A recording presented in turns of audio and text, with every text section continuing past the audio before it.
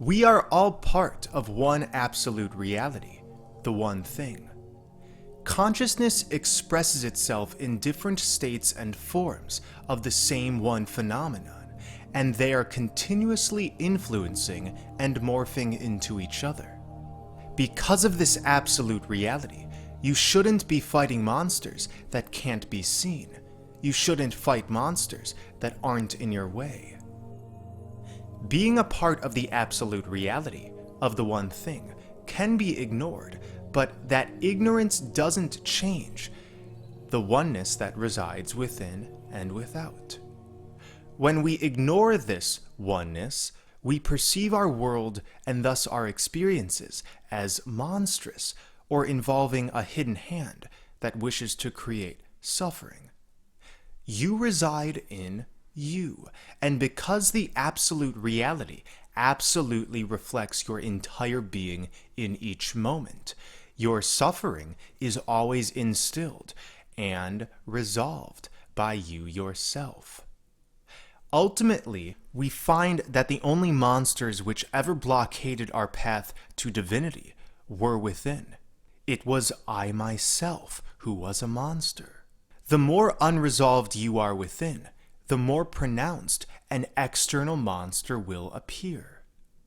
And these external threats, whether they appear in the form of a dangerous government plan to corrupt a population, or an abusive family member, or an oppressive job salary, they're all direct translations of your unwillingness to unlock coherence.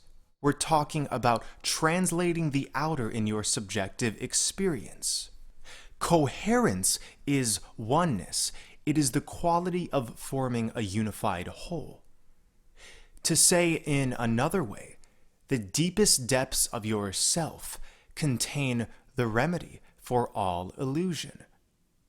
The monsters that we have witnessed have really been mentors. That's why the word monster is a direct anagram for mentors.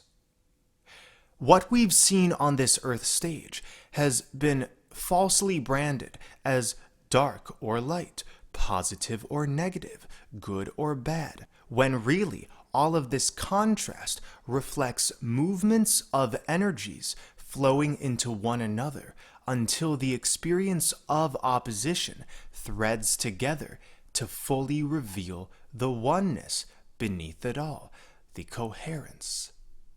During this process of consolidation, we're being called to individually illuminate ourselves and resolve this inner opposition, so our brokenness can reverse itself back into the original design of harmony. And harmony isn't a state that one can ever exist in if they themselves have not found resolution with all aspects of their being. Coherence, forming a unified whole, finding ease within the mind, the body, the heart, the spirit, and wrapping it all up in a glorious package, letting divinity erect itself through this great work. All creation is finished and ongoing simultaneously. Therefore, it is impossible to desire anything that doesn't already exist in some form or plane. We simply must plug in the intention and the action, the energetics, to allow such forms, such creations to appear. Because of this, do not procrastinate your desire to some other distant point in the future, because you can occupy that state right now. You can choose right now to move into the state of fulfillment. All inner tension calls to us to be examined, experienced, transmuted, thereby healing brokenness to excavate divinity. We've all heard about the pole shift, spoken of in ascensional and doomsday scenarios. The true pole shift has nothing to do with simply a physical manifestation. It is the acceleration of awareness that each member of the 144 undergoes, which culminates into such intense energies within the earth itself that a true pole shift occurs.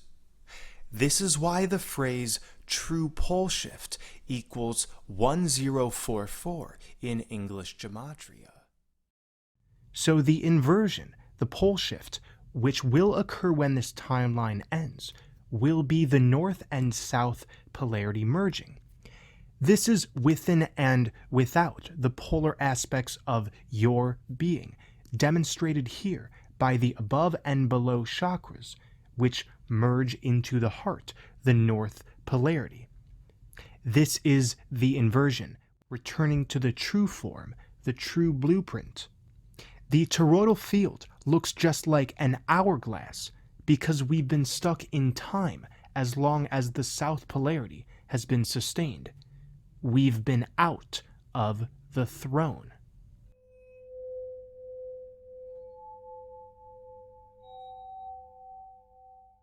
The pole shift is the shift of yourself, remembering and creating simultaneously.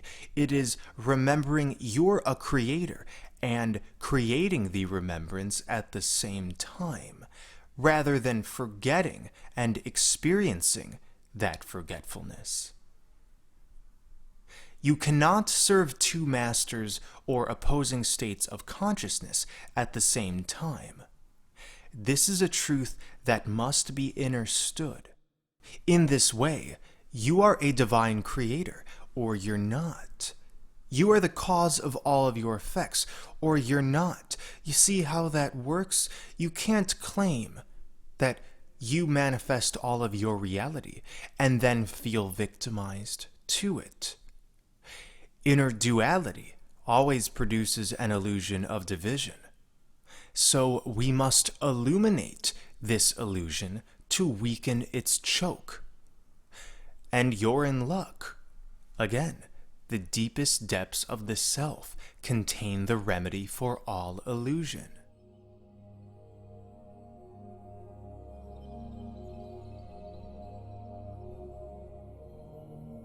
By focusing on increasing personal sentience, which is the capacity to feel, perceive, and experience ourselves, we gain access to the Hyperborean spirit and spiritual forces.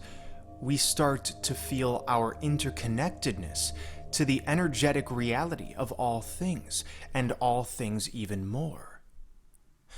Hyperborea means beyond Boreas.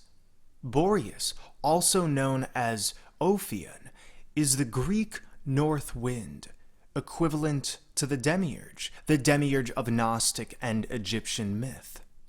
The demiurge is not a literal separate figure which bound Sophia to a prison world, as many Gnostic interpretation goes.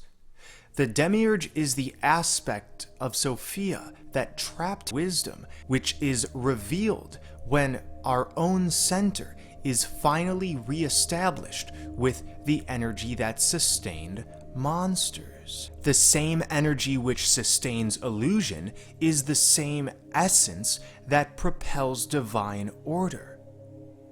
You see how that works?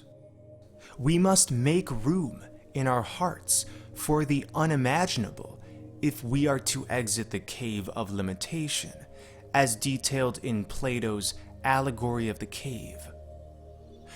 Plato's Allegory of the Cave tells the story of enchained men in the depths of a cave. All that they see are the shadows of some figures which their guardians are carrying. One day, one of the prisoners manages to escape the cave, reaching the outside, and at first he is blinded by the radiance of the sun. He sees many marvelous things, impossible for him to imagine before, and finally understands the truth about his former captivity. He had no idea that he was a prisoner. After some time, he returns to the cave to visit his still imprisoned comrades. He talks to them about the fabulous outside world he has discovered. He tells them that the figures that they're staring at the wall are not real, that they're just shadows, illusions, and explains that they're imprisoned. But they do not believe him, and they think he is absolutely crazy. The cave represents the Matrix, this material world. The prisoners are the sleeping masses, and the shadows projected on the wall are the illusions of Maya, the delusions that result from adhering to the common worldview, which ignores the inner in place of blending with the stale fruits of the hyperphysical. Everything we see here, as real as it may seem, it's just a representation, and most conflicts people involve themselves in are shadows. It's like everyone is looking at a wall thinking they're really seeing what their senses tell them.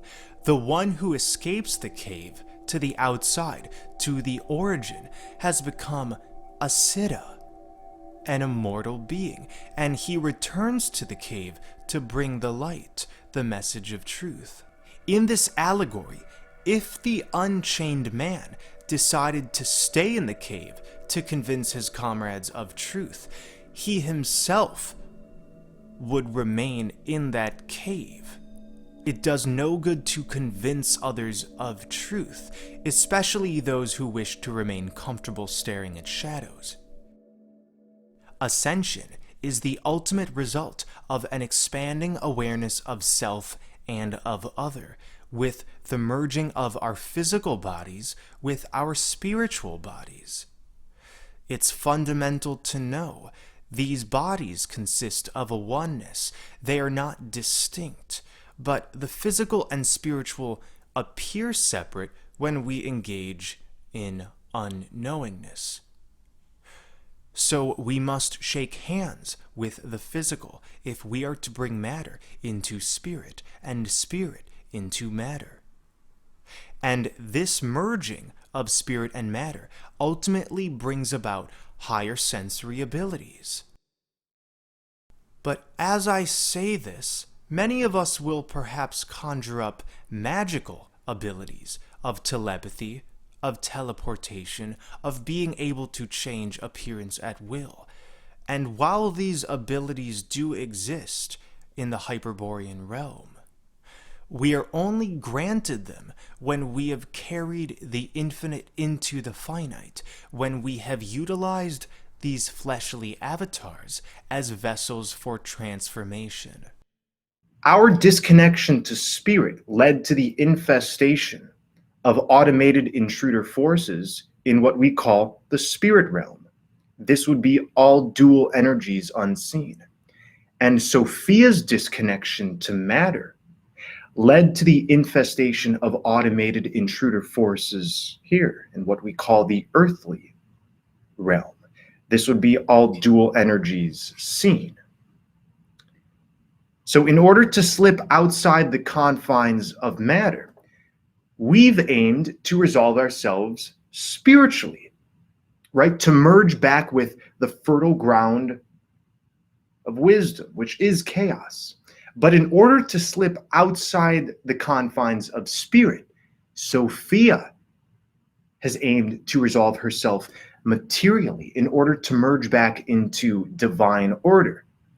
So this is how we can conceptualize. Our AI projections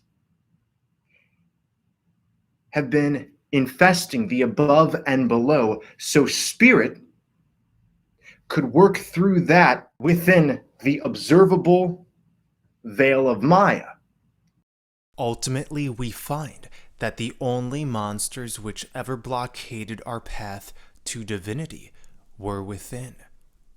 It was I myself who was a monster, as within, so without. The center land is both on Earth and in a parallel universe, because the gifts of the heart lie within you right now and beyond the visible light spectrum. After all, the ancient Tibetan tradition says that the White Island is the only area that escaped the common fate of all the continents after the disaster. It cannot be destroyed by water nor fire, for it is the eternal earth. This disaster, this pole shift, happened before, and it will happen again, because expansion eats away at all contraction. We've lived within a false reality because we repeat the same experiences over and over again until this observation extinguishes our inner falsity, our inner loops and deficits. Therefore, to exit the matrix, we are called to self-discipline ourselves in all ways. Self-discipline is not self-punishment. It is divinely ordered corrective action designed to enliven us with the development of our own powers.